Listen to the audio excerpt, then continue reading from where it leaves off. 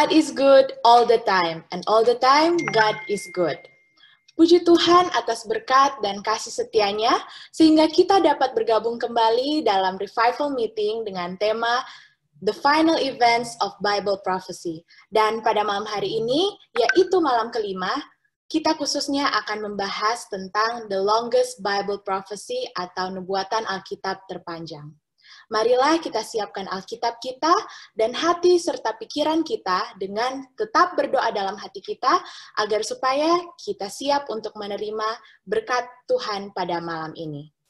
Dan sebelum itu ada penyampaian singkat dari kami, di mana jika saudara-saudara mempunyai pertanyaan seputar pembahasan kita sepanjang minggu ini, dipersilahkan untuk menghubungi host atau co-host melalui private chat via Zoom, atau bisa juga melalui chat ke WA kami dengan nomor 0896 38 411 655. Baiklah, saat ini kita akan mendengarkan firman Tuhan oleh Pastor Emmanuel Beck.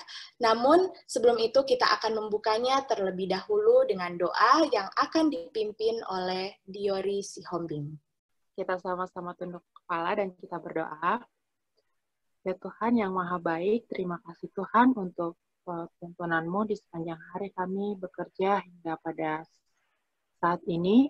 Kami boleh berkumpul untuk mendengarkan kembali firman-Mu yang akan dibawakan oleh Pastor. Biarlah kiranya Tuhan Roh-Mu bersama dengan Pastor ini, sehingga biarlah firman yang dibawakan oleh Pastor Emmanuel adalah berasal dari-Mu saja dan menjadi berkat rohani bagi kami masing-masing yang mendengarkan juga ya Tuhan. Berkati sarana yang kami pakai Tuhan, baik itu teknologi maupun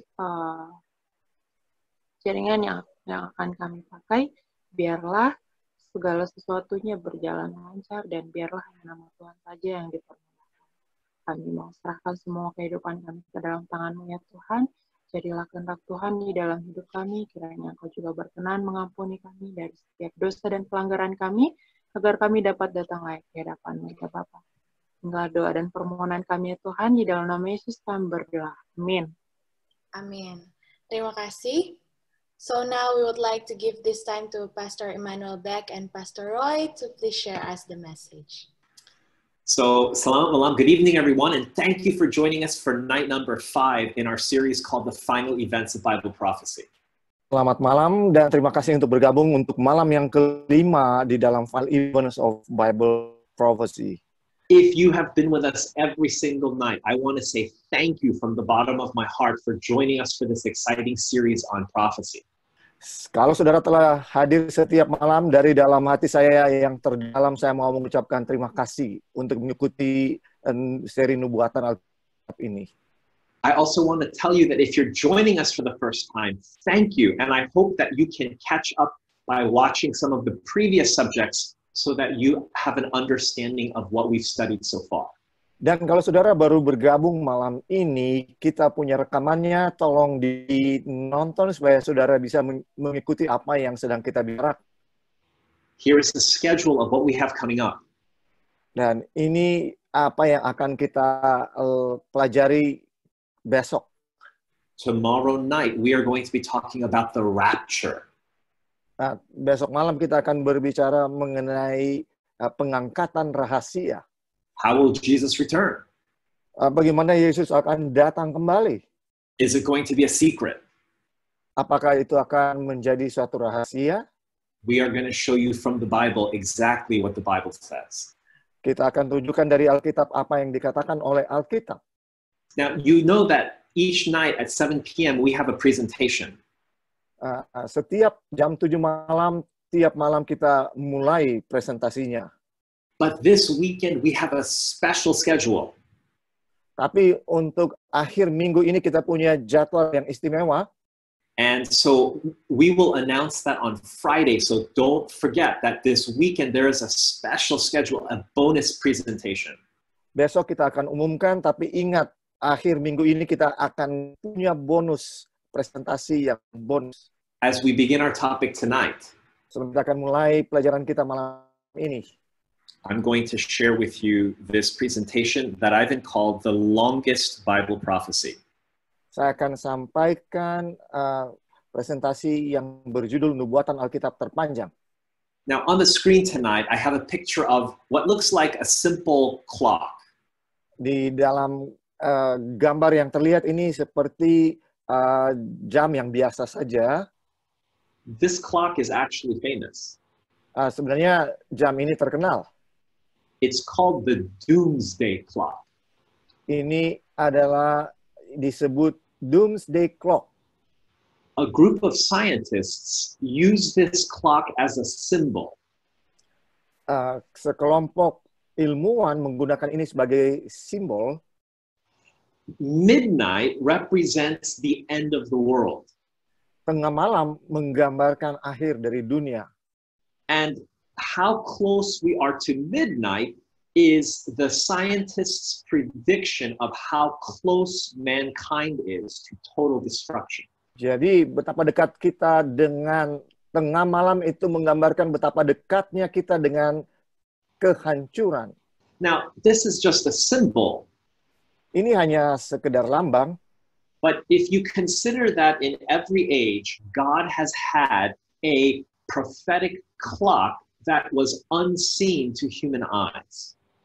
Tapi kalau kita telah pelajari di dalam sejarah, maka kita dapati bahwa Tuhan punya jam yang tidak terlihat. I want you to think about Noah's time. Contohnya waktu zaman Nuh. People didn't see it, but there was a clock that was counting down to the final destruction. Orang tidak lihat jam itu, tapi ada jam yang menuju kepada kehancuran pada akhirnya. In Lot's day, juga pada zaman Lot, there was a unseen clock that was counting down to the destruction. Ada jam yang menuju kepada kehancuran. Yesterday we learned that even Jesus' life was governed by a clock, a prophetic clock. Bahkan tadi malam kita telah pelajari kehidupan Yesus diatur oleh jam nubuatan. We saw that Jesus was baptized exactly on time. Kita telah lihat bahwa Yesus dibaptis tepat waktunya. The book of Daniel gives us this prediction. Buku Daniel memberikan kepada kita nubuatan ini. It says, Daniel, seal up the book until the time of the end. Daniel meteraikanlah kitab itu sampai pada akhir masa. And at the time of the end, knowledge shall be increased. Dan pada akhir zaman, pengetahuan akan bertambah. You know, we live in an amazing time. Kita hidup di zaman yang sangat luar biasa. I want to do a little quiz for you. Saya mau mengadakan sedikit kuis kepada saudara. When the pyramids were built in Egypt, ketika piramida dibangun di Mesir, what was the fastest that mankind was able to travel? Secepat apakah manusia dapat mengadakan perjalanan? I know you weren't there, but I think most people recognize that it was just horse and chariot at that time. Saudara, tentunya belum ada pada zaman itu, tapi orang tahu bahwa ya itu adalah kuda atau kereta kuda. Even in Jesus' day. Bahkan di zaman Yesus. Horse and chariot was the fastest that people could travel. Ya, kereta kuda itu yang paling cepat yang dapat digunakan oleh manusia. Even 200 years ago. Bahkan 200 tahun yang lalu, the fastest that people could move was horse and chariot. Ya, orang tercepat bisa mengadakan perjalanan dengan kereta kuda. What's happened today? Apa yang terjadi sekarang? Times have changed. Zaman telah berubah. We can fly 2-3 times faster than the speed of sound. Kita bisa terbang dengan kecepatan lebih 3 kali 4 dari kecepatan suara. Soon people will be doing tourism in outer space. Segera manusia bisa melakukan turisme di luar angkasa. we are living in an explosion of knowledge. Kita sedang hidup di zaman di mana terjadi ledakan pengetahuan, ilmu pengetahuan. And the Bible says Dan Alkitab berkata, that the book of Daniel would be sealed up until we reach the time of the end. dan Alkitab mengatakan bahwa buku Daniel akan dimeteraikan sampai pada akhir masa. And once we reach that time, then this sealed part would be revealed. Dan ketika kita mencapai masa itu, maka sebagian dari buku ini dapat dimengerti. And because of that, Dan oleh karena itu, I want to answer this question tonight. saya mau jawab pertanyaan itu malam ini. What time prophecy reaches closest to our time? Apa waktu nubuatan yang mencapai waktu yang terdekat dengan zaman kita?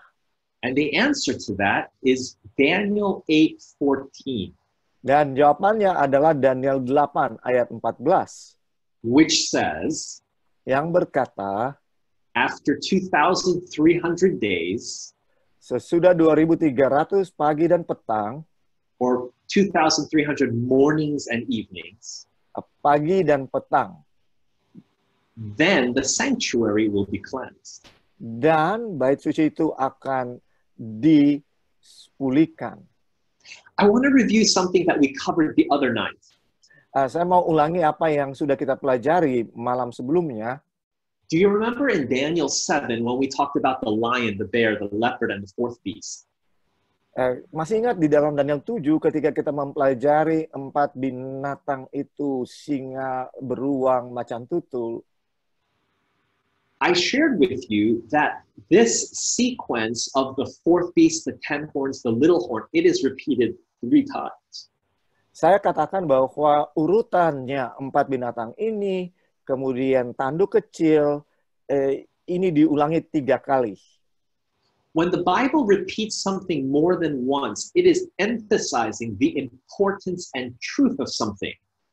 Ketika Alkitab mengulangi sesuatu lebih dari 1 kali, maka dia mengungkapkan pentingnya hal ini. And the Bible gives us something else that appears 3 times, always after the little horn appears. Dan Alkitab juga mengatakan 3 hal yang selalu muncul sesudah kemunculan tanduk kecil. That was the word judgment. Itu adalah kata penghakiman. Now, this is very important for our study tonight. You can look at the screen and it gives you the sequence and where it's found in Daniel 7. So, ini sangat penting malam ini, saudara bisa lihat di layar, dan ini ditunjukkan di mana ditemukan di dalam Daniel pasal 7. When we come to Daniel 8, ketika kita pelajari Daniel 8, the sequence is similar. Urutannya pun mirip. It's the same, except it doesn't have Babylon in it. Ini sama, kecuali tidak ada lagi Babylon. But after the little horn, tapi sesudah tanduk kecil, the Bible uses the expression, the cleansing of the sanctuary. Alkitab menggunakan ekspresi pemulihan dari tempat kudus. You see, because Daniel 7 and Daniel 8 cover the same powers, oleh karena Daniel 7 dan 8 berbicara mengenai kekuasaan yang sama, and in Daniel 7, after the papal power comes the cleansing of, the little horn. Dan the judgment, I apologize. Di dalam Daniel 7, ya, sesudah tanduk kecil itu muncul penghakiman, pengadilan. We can say that whatever comes after the little horn in Daniel 8 must be related to the judgment. Maka kita bisa katakan bahwa apapun yang datang sesudah tanduk kecil berhubungan dengan penghakiman. Di dalam Another way to say this is that the cleansing of the sanctuary is the same thing as the judgment. Dengan kata lain, bahwa pemulihan atau penyucian bait suci itu sama dengan pengadilan. Why? Mengapa? They both come after papal Rome. Karena hal ini terjadi sesudah kemunculan Paus. But some of you might be thinking, what is this thing called the cleansing of the sanctuary, and what does it have to do with judgment? Dan sebagian dari saudara mungkin berpikir, apa ini pemulihan atau penyucian bait suci dan apa hubungannya dengan penghakiman? So I have to give you a little background in ancient Israel. Saya harus sedikit menjelaskan latar belakangnya di Israel kuno. You remember that 1.5 million Israelites left Egypt at the time of the Exodus. Saudara tahu 1,5 juta orang Israel keluar dari Mesir. There were 12 tribes. Ada 12 suku. And as they traveled through the wilderness, God had told them to make a sanctuary. Dan sementara mereka mengadakan perjalanan di padang gurun, Tuhan memberitahukan kepada mereka untuk membangun bait suci. Whenever the camp stopped, it was always pitched in the center of the camp. Dan bait suci itu selalu ada di tengah dari perkemahan Israel. Setiap kali mereka berhenti. In the picture that I put on the screen, it may not be accurate because there was a distance, a significant distance between the outer court of the temple or the sanctuary and the first row of tents. There was quite a distance. Dan di gambar yang saya tunjukkan mungkin tidak menggambarkan sebenarnya karena harus ada jarak sebenarnya antara halaman dari bait suci dengan perkemahan yang pertama. Now, in ancient Israel, when a man sinned, he had to bring a substitute to take the penalty for his sin. Pada zaman itu, ketika seorang berdosa, dia harus membawa binatang atau hewan kurban sebagai penghapusan dosa. It could be a lamb. Itu bisa saja domba. And there were other offerings, but we'll use that as an example. Dan ada juga yang lain, tapi kita gunakanlah domba. When the sinner sinned, he would bring the substitute with him to the sanctuary. Ketika seorang berdosa, dia harus bawa ini korban ke bait suci. And when it was his turn, he would go into the courtyard. Dan ketika bagiannya tiba, dia harus masuk di halaman bait suci. And he would place his hands on the head of the substitute. Dan dia harus taruh di atas korban tangannya. You see, this symbolized that my actions, hands represented actions, would be transferred in a symbol to the substitute. Dan tangan melambangkan atau menyimbolkan perbuatan, maka perbuatan saya akan dipindahkan ke korban. Once he placed his hands, he would confess his sin. Ketika orang yang berdosa ini taruh tangannya, dia akan mengakui dosanya. And the priest would hand him a knife. Dan imam akan memberikan pisau kepadanya. And then the sinner would take the knife. Dan orang yang berdosa ini akan ambil pisau tersebut. And he would slit the throat of the substitute. Dan dia akan sembelih hewan korban ini. This was to teach that it was the sinner's sin which caused the death of the substitute. Itu mengajarkan bahwa akibat dosa dari orang yang berdosa inilah yang membunuh korban. The priest didn't kill the substitute. It was the sinner that had to do it. Imam tidak membunuh hewan korban itu, tapi yang berdosa.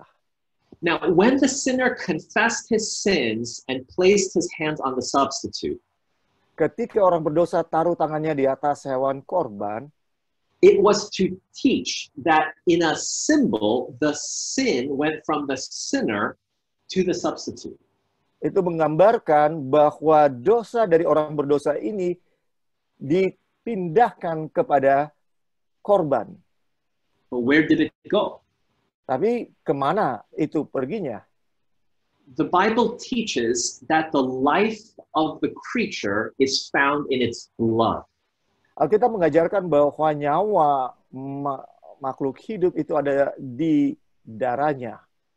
And so as the sinner's sin was transferred from the sinner to the substitute, jadi ketika dosa itu ditransfer dari orang berdosa kepada hewan korban, symbolically it was now in the blood. Itu secara simbol sekarang ada di darah. The priest would catch some of the blood from the dying substitute. Imam akan mengambil darah dari hewan korban ini. He would take it into the tabernacle. Dia akan bawa masuk ke dalam bait suci. And he would place it or sprinkle it 7 times on this particular curtain, veil. Dia akan percikan 7 kali kepada tirai. Yesterday, I told you that when Jesus died, the veil was ripped from top to bottom. Kemarin saya katakan bahwa ketika Yesus mati, maka tirai ini dirobekkan dari atas ke bawah. This was the veil. Inilah tirai itu.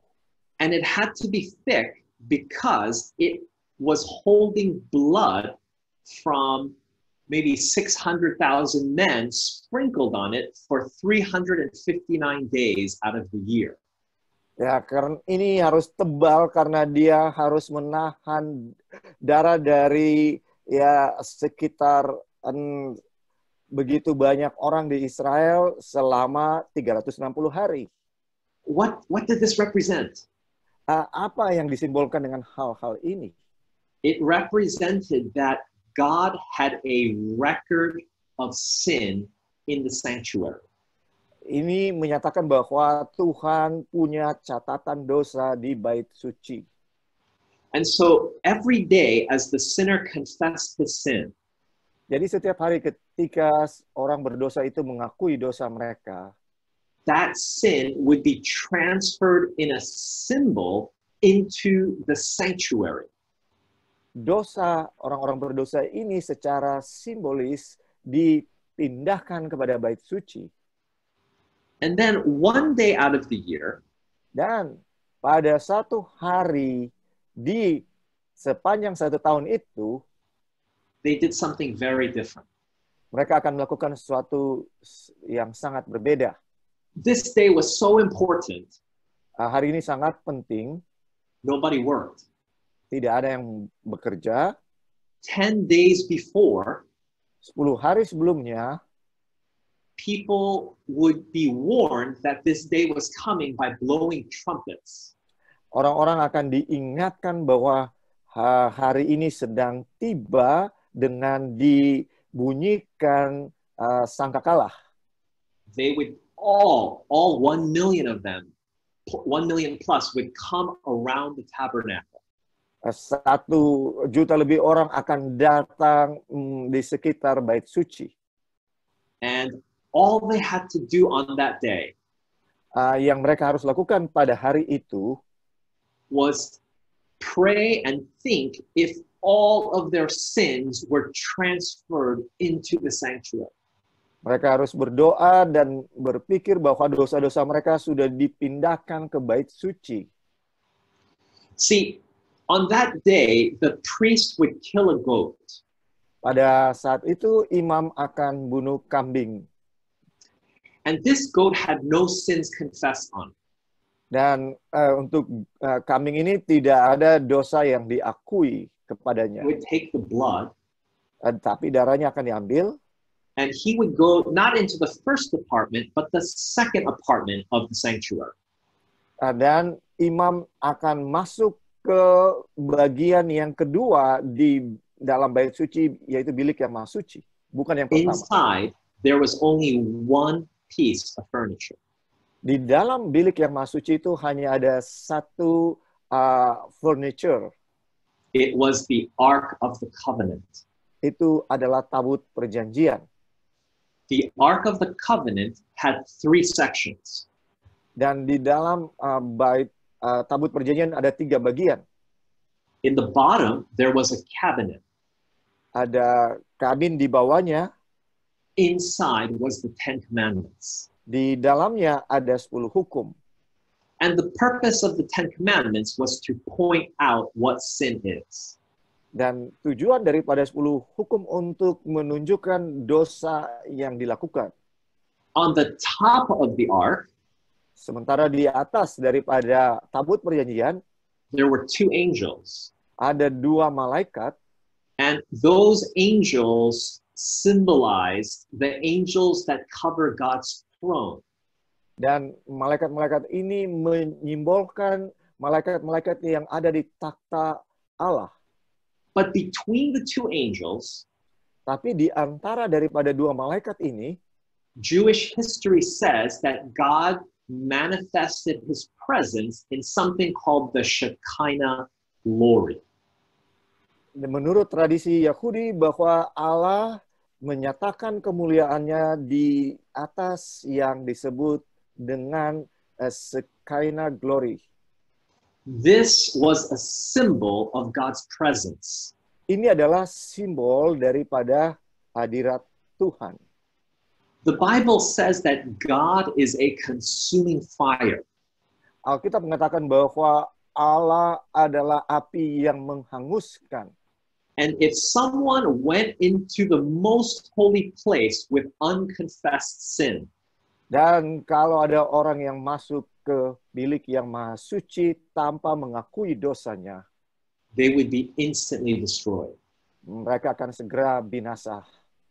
So the ark had the 10 commandments which pointed out sin.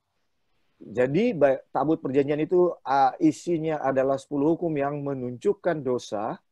And Shekinah glory on top which consumed sin. Dan Shekinah glory di atasnya yang menghanguskan dosa. If that was all there was, then there would be no hope for the sinner. Kalau hanya itu saja yang ada, maka tidak ada pengharapan untuk orang berdosa. But thank God, there was something in between them. Puji Tuhan, ada sesuatu di antara hal-hal ini. There was something called the mercy seat. Ada di antara Shekinah glory dengan tabut perjanjian yang disebut dengan tutup pendamaian. And I think you know that that mercy seat was a symbol of Jesus. Dan saya yakin saudara tahu bahwa tutup pendamaian ini melambangkan Yesus. The high priest would take that blood of the goat. Imam besar akan ambil darah dari kambing itu. And he would sprinkle it 7 times on the mercy seat. Dia akan percikan itu 7 kali di tutup pendamaian. In a symbol, ini adalah lambang, all the sins recorded in the sanctuary were now blotted out. Lambangnya adalah bahwa semua dosa yang ada di bait suci sekarang dihapuskan. Now, the Bible doesn't tell us this. Alkitab tidak katakan kepada kita ini. But Jewish history says that after they did this service, then they removed the curtain and replaced it with a new one. Tapi berdasarkan tradisi, sesudah mereka melakukan upacara ini, mereka akan mengganti tabir yang memisahkan bilik suci dan maha suci. Now, on that day, pada hari itu, if someone outside of the tabernacle kalau ada orang di luar dari bait suci had not confessed their sin, tidak mengaku dosa mereka, that means that the sin was not in the sanctuary. It was still on them. Itu artinya bahwa dosa itu belum ada di bait suci, tapi masih di dalam diri mereka. And you see, God had given them opportunity to be forgiven and to transfer the sin into the sanctuary. Dan saudara, Tuhan sebenarnya telah memberikan kepada mereka kesempatan untuk memindahkan dosa mereka ke bait suci. And so if someone did not confess, Dan kalau seseorang tidak mengakui dosanya, God would reveal that to the priest through the casting of lots. maka Tuhan akan nyatakan itu kepada imam dengan melakukan undi. That person would be carried away outside of the camp into the wilderness. Orang itu akan dikeluarkan dari perkemahan ke padang gurun. And eventually, through hunger or through wild animals or robbers, this person would ultimately die. Dan melalui binatang buas atau penjahat, maka orang ini pada akhirnya, atau kelaparan, orang ini pada akhirnya akan mati. You see, the Jews understood that the day that the sanctuary was cleansed was a day of judgment. Bagi orang Ibrani Yahudi, mereka tahu bahwa pada hari pendamaian ini adalah satu penghakiman. And you see, friends, I want you to understand that in the Christian mind today, Saya mau saudara mengerti bahwa di dalam pikiran orang Kristen saat ini, people misunderstand how God deals with sin. orang salah mengerti bagaimana Tuhan menghadapi dosa. They think, oh, once I pray and ask for forgiveness, magic, the sin just disappears. Mereka berpikir bahwa ketika saya berdoa, maka segera dosa itu lenyap. But look at 1 Peter chapter 2, verse 24. Mari kita lihat 1 Petrus 2 ayat 24. It says that when Jesus died, Ayat ini mengatakan ketika Yesus mati, it says he carried our sin. dikatakan bahwa ia telah memikul dosa kita. It does not say that he destroyed or annihilated the sin.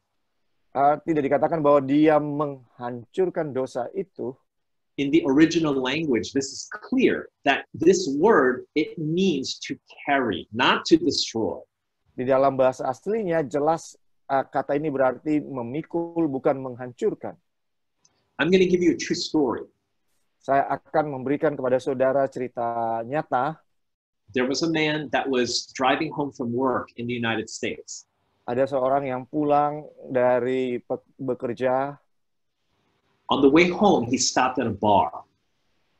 Dan waktu dia pulang, and as he had maybe a little too much alcohol to drink, dia singgah di bar dan sedikit minum alkohol.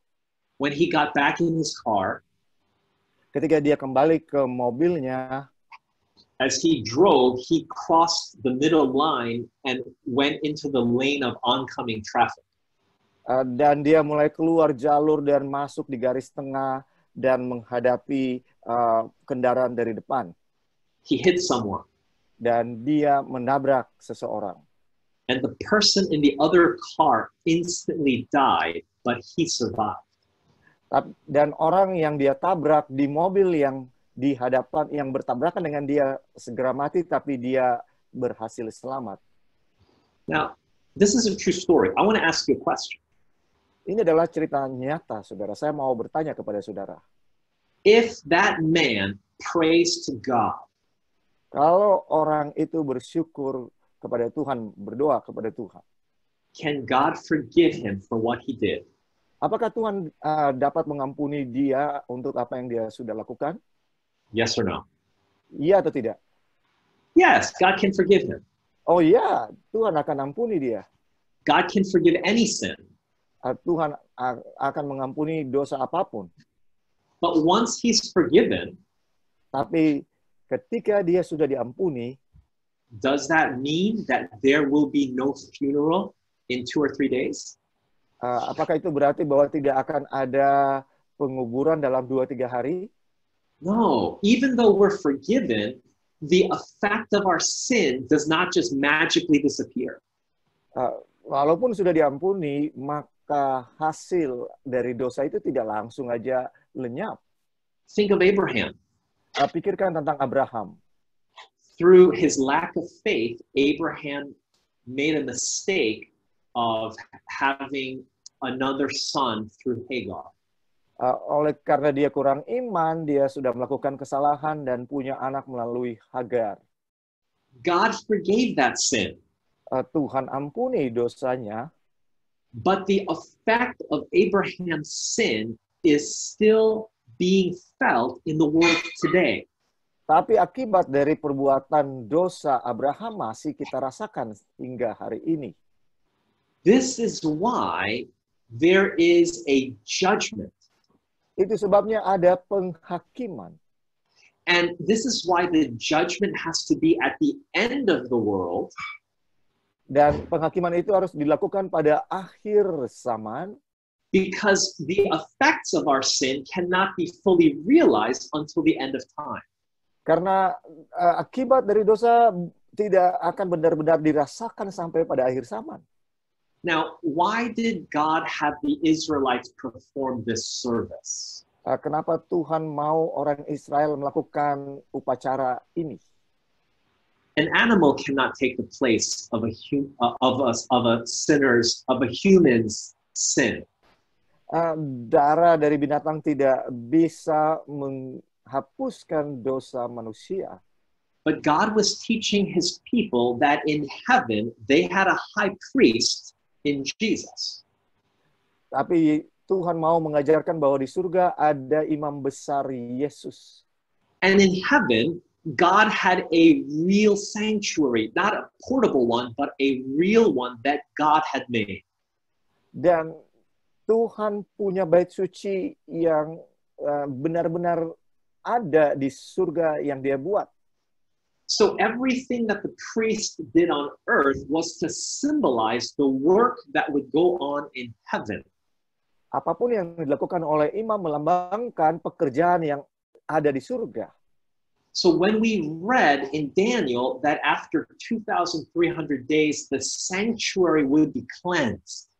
Jadi ketika kita baca di dalam buku Daniel bahwa sesudah 2.300 pagi dan petang dan tempat kudus itu akan dipulihkan atau disucikan, the Bible is telling us when God's final judgment in the heavenly sanctuary would begin. Alkitab mengatakan kepada kita kapan penghakiman terakhir daripada Tuhan dimulai. But when is this? Tapi kapankah ini dimulai? Yesterday we studied Daniel 9. Kemarin kita sudah pelajari Daniel pasal yang ke-9. And yesterday we learned about the 70 weeks that was cut off just for the Jews. Dan kita sudah pelajari nubuatan 70 masa atau minggu. Now, I didn't tell this to you yesterday, but in the original language, the word that is in English determined, it actually means to cut off. Saya tidak katakan ini tadi malam, tapi kata ditetapkan di dalam bahasa aslinya sebenarnya berarti dipotong. So I want to just put this idea in your mind that when the Bible talks about 70 weeks, it is letting us know that it is actually cut off or taken from a longer prophecy. Saya cuma mau katakan kepada saudara bahwa ketika Alkitab katakan ditetapkan, sebenarnya ini artinya nubuatan ini sebenarnya dipotong dari nubuatan yang lebih panjang. The only longer prophecy that Gabriel would cut off this 70 weeks from was the prophecy of the 2,300 days in Daniel 8. Satu-satunya nubuatan yang memungkinkan hal itu adalah nubuatan yang ada di dalam Daniel pasal 8. If you remember yesterday, we learned that this 70 weeks began at the decree to restore and build Jerusalem. Kalau saudara ingat bahwa nubuatan 70 minggu ini dimulai ketika perintah untuk membangun kembali Yerusalem diberikan. And I told you yesterday that that was given in the year 457 BC. Dan tadi malam saya katakan perintah itu diberikan pada tahun 457 sebelum Masehi. We know this date is correct because we know when Jesus was baptized and we know what year he died. Kita tahu bahwa nubuatan ini tepat oleh karena dengan tepat itu dipenuhi tahun Yesus dibaptis dan dia mati. So if we cut off 70 weeks or 490 days from the 2300 days, jadi kalau kita potong 490 hari dari 2300 pagi dan petang, and we know that in Bible prophecy, 1 day equals 1 year. dan kita tahu di dalam nubuatan Alkitab 1 hari sama dengan 1 tahun, we are left with 1,810 years from when the 70 weeks finishes. maka kita tinggal sisa 1810 tahun. Yesterday, I shared with you that the 70 weeks ends in the year 34 AD. Kemarin saya sudah katakan bahwa nubuatan 70 masa berakhir pada tahun 34. Which means if we add 1,810 years to that date, kalau begitu artinya kalau kita tambahkan 34 dengan 1810 tahun, we are brought to the year 1844, which according to the Bible is when the cleansing of the sanctuary or the judgment begins. Maka kita akan tiba pada tahun 1844 yang berdasarkan Alkitab itulah waktu dimulainya penyucian bait suci atau penghakiman. Now, I want to tell you that in this period, God has a special message for his people on earth. Dan pada masa itu, Tuhan punya pekabaran yang khusus buat umatnya di atas dunia ini. Revelation calls it the everlasting gospel. Buku Wahyu menyebut itu sebagai Injil kekal. But notice what the Bible says about this everlasting gospel. Tapi perhatikan apa yang dikatakan oleh Alkitab tentang Injil yang kekal ini. It says, fear God and give glory to him, for the hour of his judgment is come. Dikatakan takutlah akan Allah dan muliakanlah dia karena telah tiba saat penghakimannya. Friend, if you're watching this, saudara, kalau saudara menyaksikan presentasi ini, and if your church claims to be preaching the gospel, kalau gereja saudara mengatakan bahwa mereka mengkhotbahkan Injil, but if your church does not teach that the hour of God's judgment has come, tapi kalau gereja saudara tidak mengajarkan bahwa saat penghakiman telah tiba, I want you to know that your church is not preaching the everlasting gospel. Saya mau katakan bahwa gereja saudara tidak mengkhotbahkan Injil yang kekal. When we talk about judgment, people get nervous because people don't like to go to court. Ketika kita berbicara mengenai penghakiman, maka orang biasanya tidak suka karena orang gugup kalau datang di pengadilan. The man on the screen was the mayor of New York City many years ago. Orang yang saudara lihat di layar adalah wali kota dari New York. He was very short. Dia seorang yang pendek. And every day he liked to put a flower in the a fresh flower in the lapel of his suit. Setiap hari dia suka taruh bunga, ya, di jasnya. So people in New York, they called him the little flower. Jadi orang di New York menyebut dia bunga kecil. One day he went to one of the poorest sections of New York City. Suatu saat dia mengunjungi bagian yang termiskin dari kota New York.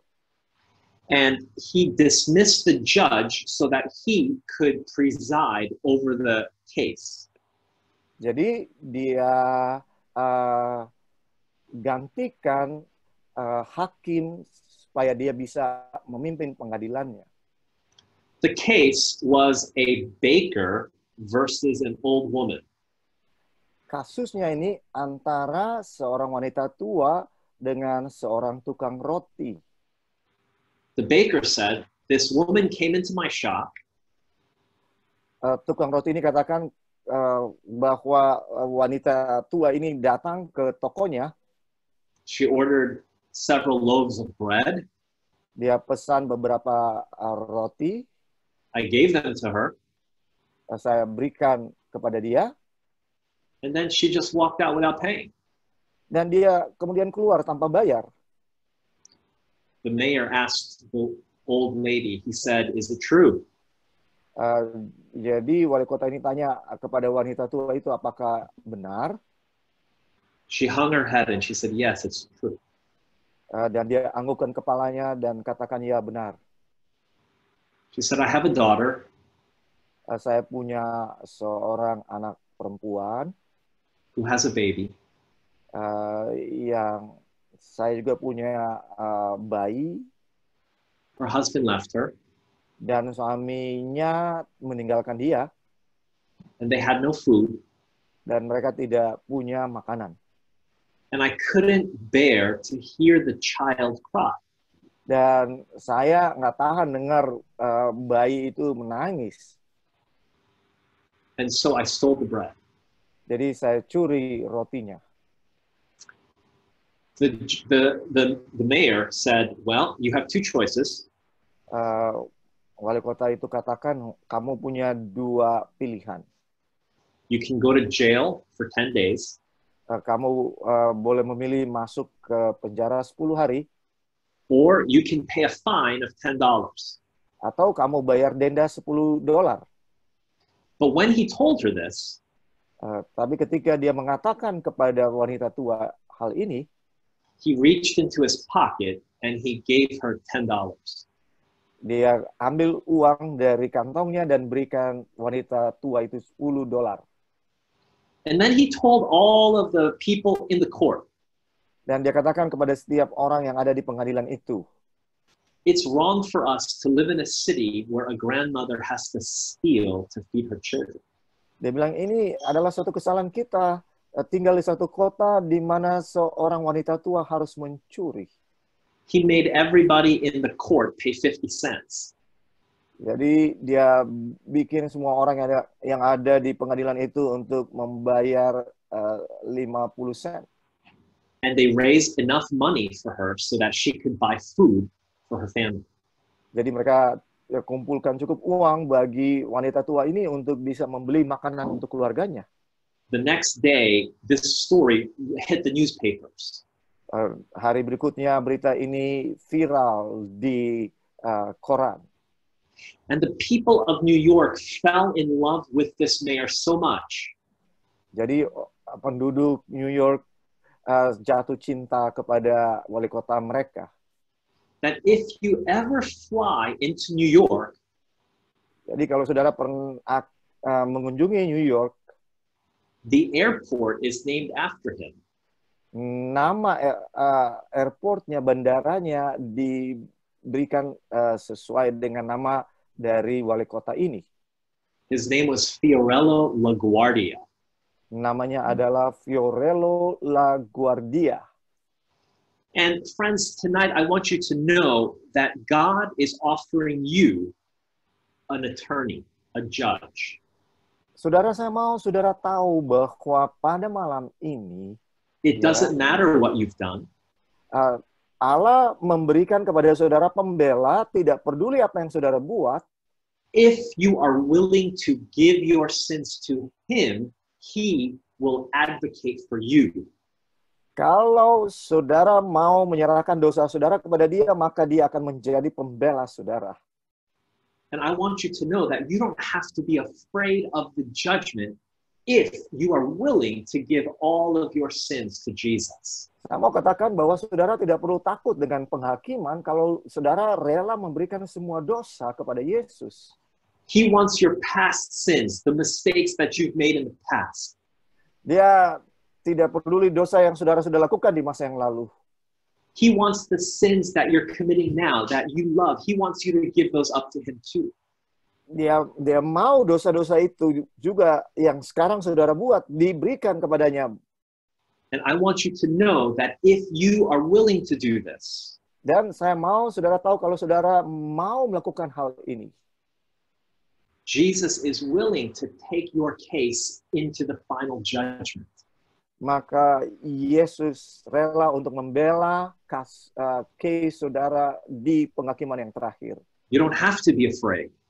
Saudara tidak perlu takut. If you want Jesus to represent you in the judgment, Kalau saudara mau Yesus sebagai pembela saudara di penghakiman, I want you to go to the chat section of this Zoom conference. Mari saudara pergi ke bagian chat di Zoom ini. I want you to type, yes, I choose Jesus to be my advocate. Saudara, saya mau saudara ketikkan, ya saya mau Yesus sebagai pembela saya. Because you're saying, Jesus, I am publicly asking you to take my case into the judgment. Karena secara publik saudara mengatakan kepada Yesus, ya engkaulah yang menjadi pembelaku di penghakiman, Yesus. If you're watching this somewhere and you can't do that, just raise your hand and say, Jesus, I want you to take my case in the judgment. Kalau saudara tidak bisa untuk lakukan itu karena saudara menonton dari tempat yang lain, katakan saja, ya Yesus, saya mau engkau jadi pembela saya. Don't be ashamed, because if we're ashamed, Jesus won't confess us to his heavenly Father.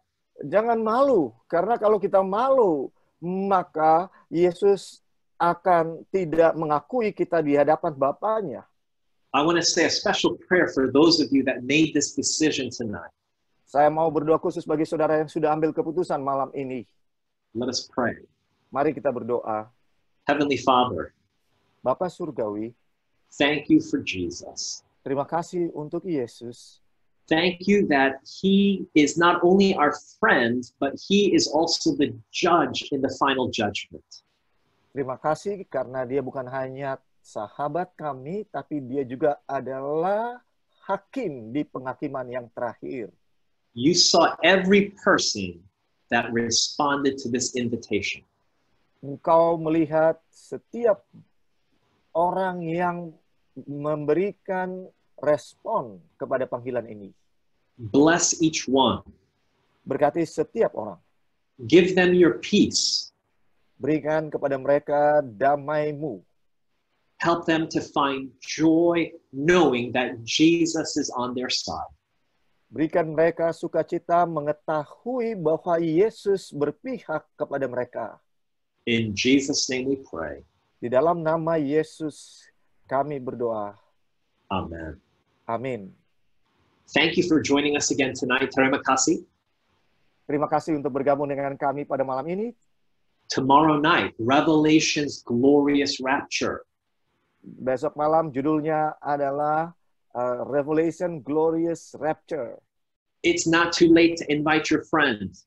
Belum terlambat untuk undang sahabat-sahabat saudara. Who cares if they say no? At least you did your part. Tidak peduli kalau mereka bilang tidak mau, tapi paling enggak saudara sudah melakukan tugas saudara. Invite your colleague at work. Ya, rekan-rekan kerja saudara, undanglah. Just text them the Zoom information.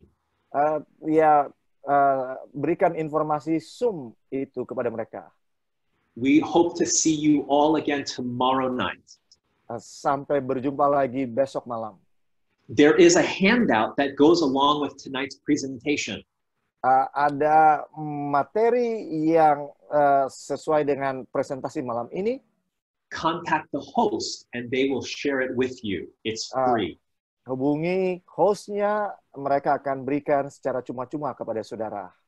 God bless you and have a good night. Tuhan memberkati saudara. Selamat malam. Amin. Terima kasih, Pendeta. Bertobatlah sebab kerajaan surga sudah dekat. Puji Tuhan untuk pengabaran firman yang kita dengarkan malam ini. Dan kiranya kita semua bisa merasa diberkati dengan apa yang sudah kita dengarkan. Dan jangan lupa sekali lagi untuk mengundang saudara-saudara dan teman-teman Anda sekalian untuk bergabung kembali besok pada jam 7 malam dengan judul Revelation's Glorious Rapture. Dan besok siang seperti biasanya kami tetap mengadakan Bible Study dengan judul When the Future Rhymes with History yang akan dibawakan oleh Pendeta Roy Pitoy. Bagi teman-teman yang ingin mendapatkan handout atau mungkin ada pertanyaan, bisa silakan mengkontak kami via WhatsApp untuk memberikan email di nomor 0896 38 411 655. Baiklah, terima kasih saudara-saudara yang sudah menyaksikan kami via Zoom, Facebook, maupun YouTube. Sampai jumpa kembali besok dan Tuhan memberkati.